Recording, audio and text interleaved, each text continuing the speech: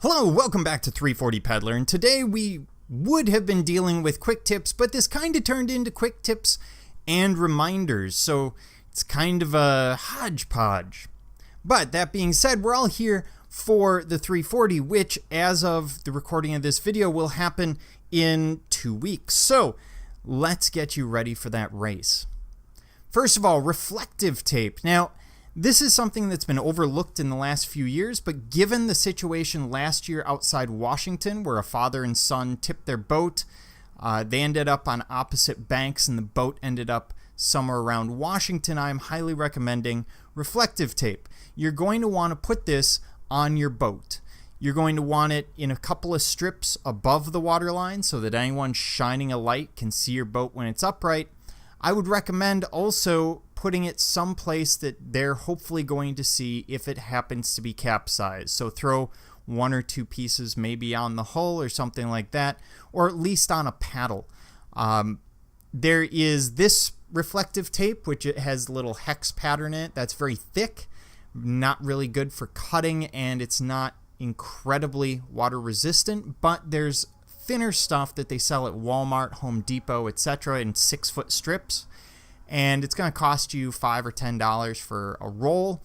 Go ahead and get that. I've used it on my paddles and on my boats in the past with no problems. This is especially important if you have a dark colored boat at night, the sort of thing that's going to blend in well.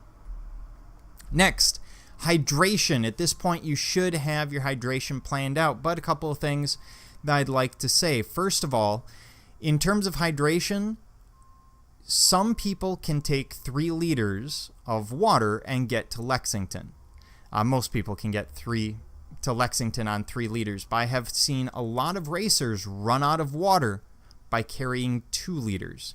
So something to keep in mind. I personally would recommend 3 to 4 liters at a time.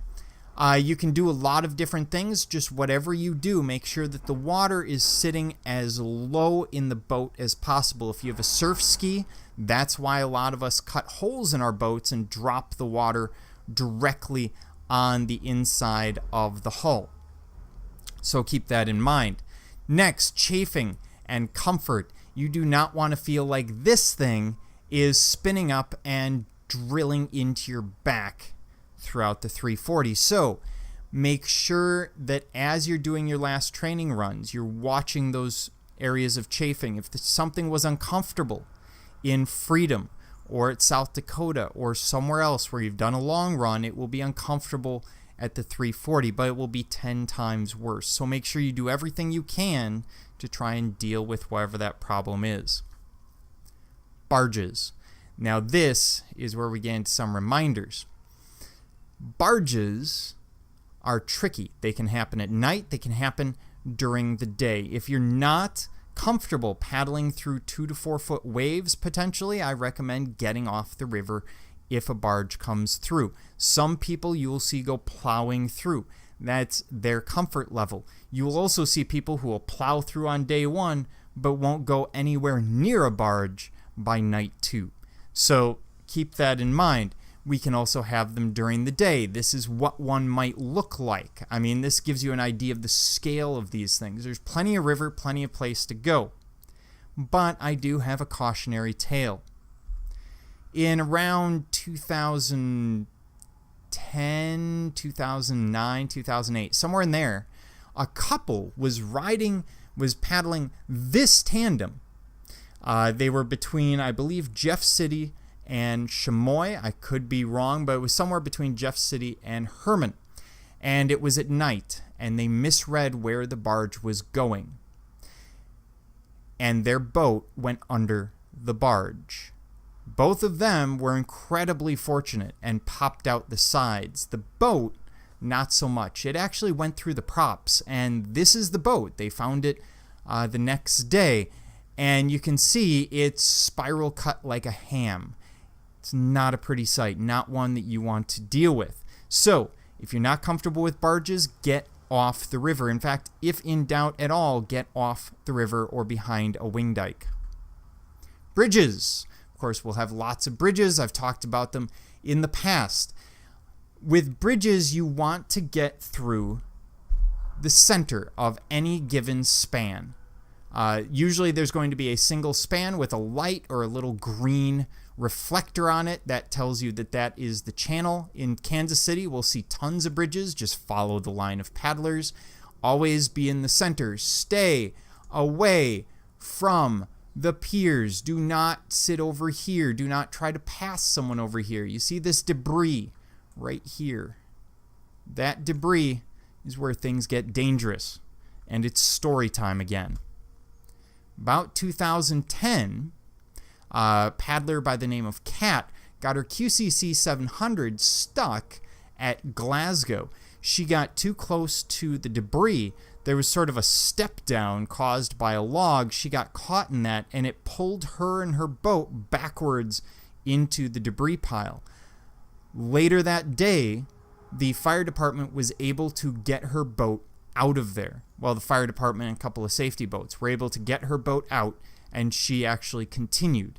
But she's the first to tell you, or would have been the first to tell you, how incredibly dangerous that was. She was underwater for quite some time while she was trying to struggle, find the surface. And then she had an inflatable. She pulled it. She realized it doesn't fit over her head, and she went floating while holding it at night past the Glasgow checkpoint. So stay away from the bridge piers, especially at night. Leg leash. Again, this is tied to an incident. This is tied to an incident last year at Washington.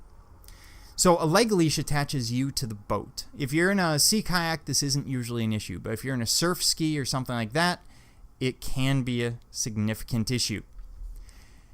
The purpose of a leg leash is to attach you to the boat. We had an incident last year where a paddler came into Washington, capsized, and the only reason he didn't go around the corner at Washington and downriver at full channel speed was because a couple of people could grab the boat, and then that gave people time to grab the paddler. And then we simply cut the leash or unhook the leash. Make sure if you're in anything where you're tippy that you have some connection to the boat. So that you are with it, because it may be a situation like at Washington where grabbing the boat is going to be the best option for someone trying to rescue you. And by the way, if you're going to leash yourself to the boat, please have a knife with you. Easily accessible. I always have a dive knife attached to my chest, to my PFD. You can attach it wherever. Make sure it's easily accessible. So if you get tied up in that leg leash, you can cut it really quickly. Transparency bias. You won't understand this now. You will in 2 weeks. You have no concept of how much pain someone else is in. You only know how much pain you're in. And this is part of what's known psychologically as transparency bias. You see, everyone on the 340, especially by the time you get to the end of day 1, day 2, everyone hurts. And it's impossible to know how badly they hurt, or if they hurt worse than you or as bad as you. Unless they're complaining about it, you have no idea. And so this may give you the false sense that you are hurting far more than any of the people around you, any of the other paddlers. But that is not the case. Joe Man in the front of the field hurts just as bad as whoever's at the back. So everyone hurts. It's hard to see. You're not going to feel like everyone else hurts. You're going to feel like you hurt and everyone else is doing fine. That is not the case. So remember, you're not alone in this. Sunscreen. Sounds stupid, but every year we see a lot of people who don't apply sunscreen. They either forget at Caw, or they apply it at Caw and then they won't again until Lexington, which is a problem because that will take some people up to 8 hours, 9 hours, or more to get to, which means you'll need to reapply, which is where this comes in. Spray on sunscreen.